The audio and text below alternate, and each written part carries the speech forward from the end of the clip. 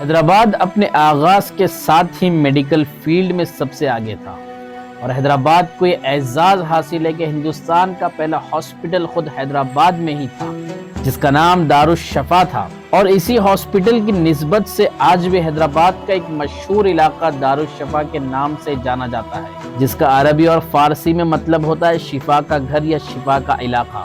مؤرخین نے لکھا کہ دارالشفا ہندوستان کا سب سے پہلا اور مکمل ہاسپٹل ہوا کرتا تھا۔ اسے محمد قلی قطب شاہ نے 1595 میں موسی ندی کے کنارے بنایا۔ اس ہاسپٹل میں ایک میڈیکل کالج بھی تھا جس میں دنیا کے مشہور حکیم پڑھایا کرتے تھے۔ یہ ہاسپٹل یونانی میڈیسن کا مرکز تھا۔ یہاں ایک بڑا آنگن، آؤٹ پیشنٹ کلینک، مریضوں کے لیے ایڈمیشن روم، ڈاکٹرز کے لیے رہنے کی جگہ، مریضوں کے لیے ایک خاص حمام جہاں انہیں ہربل باتھ دیے جاتے تھے، اور اس دور میں یہاں ایک کوارنٹائن وارڈ بھی تھا۔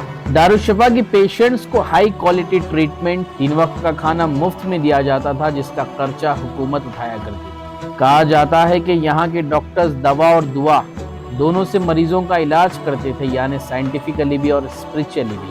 حیدرآباد کا فوڈ کلچر بھی دارالشفا سے جڑا ہوا ہے۔ کہا جاتا ہے کہ یہاں کی مسالے دار بریانی کے ساتھ جو دہی کی چٹنی کا کانسیپٹ ہے، یونانی حکیموں کا ہی پرسکرپشن ہے۔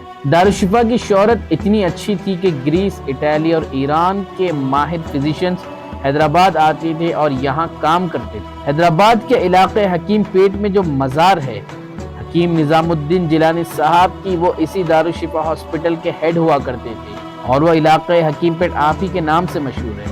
دارالشفا کے کچھ اور مشہور حکیموں میں سے عبداللہ بن یزدانی ہیں جن کا کام طب فریدی حال ہی میں تمل ناڈو کی گورنمنٹ اورینٹل مینوسکرپٹ لائبریری سے ڈیجیٹلی پبلش ہوا ہے۔ اس میں ایپلیسپی اور مسل اسپیم جیسے بیماریوں کے علاج کا ذکر ہے۔ یہاں کے حکیم تقی الدین محمد بن صدر الدین نے میزان توبہ قطب شاہ لکھی۔ دارالشفا کی ایک اور مینوسکرپٹ زبۃ الحکام شمس بن نور الدین نے سلطان محمد قلی قطب شاہ کو ڈیڈیکیٹ کیا تھا۔